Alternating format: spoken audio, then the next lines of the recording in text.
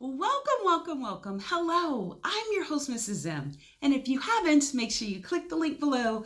That way you can subscribe to my channel and not miss out on anything you need to scale your cleaning business to six figures and beyond. Pow! So have you been at the place where you think you are just barely surviving and you can't think on what's the next right thing? What is the next right thing to do in your business? Well, trust me. I've been there. I'm quite sure anyone that's been in business long enough, especially what we do, it is completely challenging. So what I'm going to do is share with you the one shift that I made that worked for me personally. And I hope this works for you as well. So are you ready? Let's go. So first, let me paint a little bit of a picture. Here I am. I'm working a temp job, living in a one-bedroom apartment, but still need to make rent. I didn't have a car note. I just paid it off. So I used a lot of my money because I knew that I didn't want to use the car traveling all around and then not having it paid for. So that was a priority. So now the car is paid off, but I still have very little money, no credit cards, and it's just me. So once I paint that picture, I'm quite sure some of you can relate to that.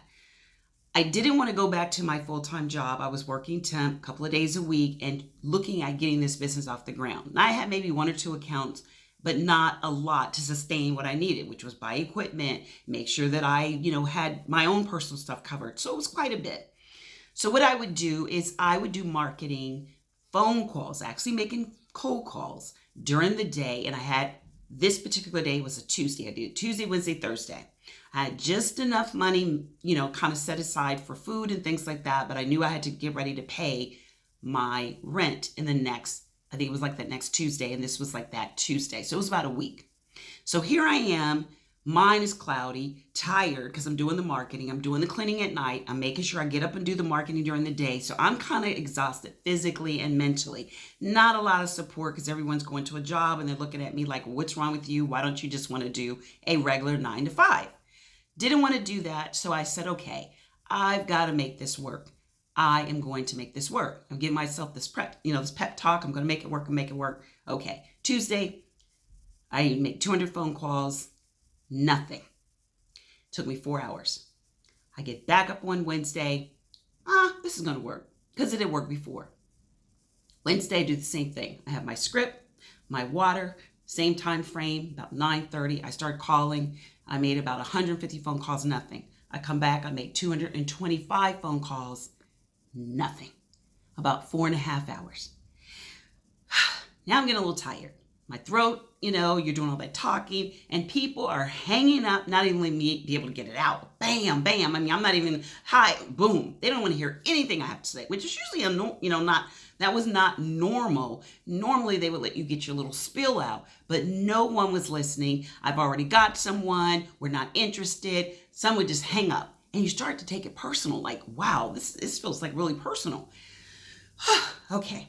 I get right back up on Thursday, moving a little slower because now it's been 2 days. I've spent 8 hours and I have nothing. So I'm starting to think, am I going to have to go back to the day job, which I really don't want to? Am I going to have to go get a day job and work 9 hours? And then will I do the business? And I'll probably end up being further along back than what I assume. So I do the same thing. I get my script, I get my water, I have my phone, and I am ready. I do everything I'd done before, everything that had worked, and nothing. This time, I actually spent 5 hours because I did instead of 200 calls, I did 250, 280, something like that. Now I'm getting worried. I don't have a whole lot of money. I don't have any credit cards. I know that I don't want to go back home to my mom because I want to live on my own. And I am starting to think, is this going to really work? I start thinking, okay, I've heard people say that they've done all these things, spent all the money, and they have nothing to show for it. So I'm starting to panic. And when you panic, you can't think of what's the next right thing. So what I had to do in the moment, and if you are following me, you've been there, if you've been in business for a while, especially our industry, I had to decide. And this is the shift that I had to make. I had to decide right then what I was going to do. Was I going to fold and just survive and go back to a job and start the cycle over again? Or was I going to dig in and make myself a determination, 100% committed, this is going to work? Now, there was nothing showing me it was going to work. There was anything, I wasn't getting any bites. No one was listening. It wasn't like I had some kind of, sign.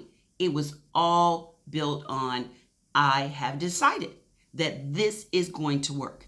And when you decide, any of you that have decided know what the word decide is, there's no other option. This is it. So I got right back up on Friday. I did my little rah-rah speech to myself, got myself together, got my mind right. You're going to play a game. You're not going to take it personal. You're going to play a game. You're going to calm yourself down. You're going to get your mind right. You're going to look at your script and shift one little thing. And I shifted one little thing. Why?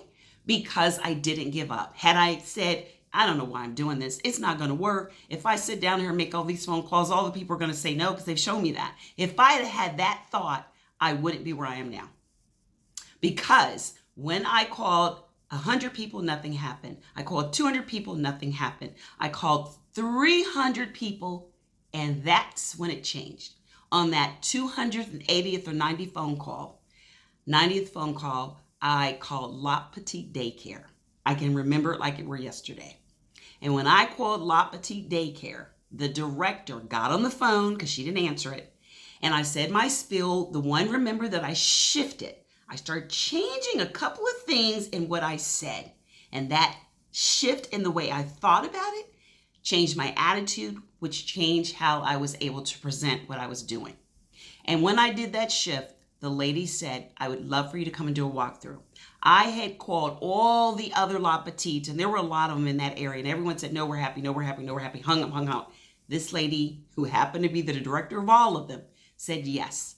I went to her, did the walkthrough, and the rest is history. We got all the La Petites, which ended up being like $38,000 or $40-something thousand. We did their restrooms and their carpets and floors. And had I quit on Tuesday or Wednesday or Thursday, had I not thought about, I've decided that I'm going to make this work. So I made a decision. That means there's no turning back. The one shift that I made was what I said. And I'll tell you about that in the next video. When I actually show you a script of actually making a phone call, I will actually do a phone call, cold call, and show you the shift that I made that made the difference in the La Petites giving them to me and me not having the 30 or 48,000 or whatever it was a month that I got from those daycares. Now, this is what I want to close with so that you really get it. We are a commodity. We do cleaning. So cleaning is a commodity business, which there's a lot of them out there. So they're a lot the same. Okay. Now think of coffee. Coffee's everywhere. Coffee is just like cleaning. You can get it anywhere. So let's say if you go to a grocery store, you get the coffee and you purchase a coffee. Coffee's like, $3 or $4. I'm not a coffee drinker, but I know it's around that amount. And there's a lot of them to choose from. So what's going to make you choose that coffee? Usually it's the packaging, or, probably the packaging is going to be more than anything. So let's say you choose it because it's packaged well, and then you take it home. Let's say you don't want to make the coffee. So you go to, let's say, Dunkin' Donuts the next day to buy the coffee. Now, what you paid $3 or $4 for in the grocery store, you're now going to pay $3 or $4 or probably $2 or $3 a cup at Dunkin' Donuts for the same coffee. But because you're providing a service, that's why it's costing more. Now let's go with the final, which is Starbucks. Starbucks has done the amazing thing of convincing people to spend $6 on coffee. That's probably got a little bit different with their roasted beans or something. But the main thing we like about Starbucks is what? For us people, I'm not one, but for what I've heard, loyal Starbucks fans, they will fight you. They will stand a long time in airports in line to get Starbucks coffee. They're raving fans. So what is the difference? It's the experience. The experience that they get when they are doing and waiting on Starbucks, from when they first walk in all the way through. So what did I shift when I called? I let her know what kind of experience she would get if she chose our company. I couldn't really tell her what was going to be different. I could say, yeah, we're going to train our employees differently. Yes, we're going to use different supplies. Nowadays, we can't even say we're going to clean for health because everyone's cleaning for health. That used to be the big buzzword back in the day. Well, everyone's cleaning for health. Everyone's using EPA approved supplies. You get what I'm saying. So what's the thing that I can offer that's the shift that's going to be different? The experience that I personally am going to make sure that I give her. No one else can give that to her because it's my thought, my creation. So when you personalize it and you start thinking of the experience you want your customers to have, that's different than customer service. Totally different. So think of the experience you want them to have and make sure you provide that, because if you provide them with a great experience, the rest will be history. And I will go into that in detail when I do an actual couple of phone calls, and you can watch what I do, and I'll show you where I actually found the script. So I'm going to show you the script first, how to get the script together so you can have that, and then I'll make the phone call. So it'll be like a series of videos that will come to follow, and it's going to be all about what are the next right things to do. So look for those videos, and I'll make sure that I give that to you, because I know a lot of you are just surviving and you want to thrive, and it's all about that shift, making that decision that that's what's going to happen. And trust me, if you make the shift, you will have a lot of business and a lot of revenue coming in and a lot of business. So I know it worked for me. I'm going to share with you what I did, and hopefully my information will work for you as well. Now, if you want to learn more in a really neat environment with a lot of energy, because I'm an energy person, then make sure you come to our free Masterclass workshop. It is on Thursdays for commercial, Wednesdays for government. We have a great time there. So if you want the government, then it was today on Wednesdays. And if you want the commercial, it's going to be tomorrow, Thursday, noon, Eastern time. Love to see you there. Space is limited, so make sure you join us. Until next time, much success, and I'll see you soon. Bye-bye.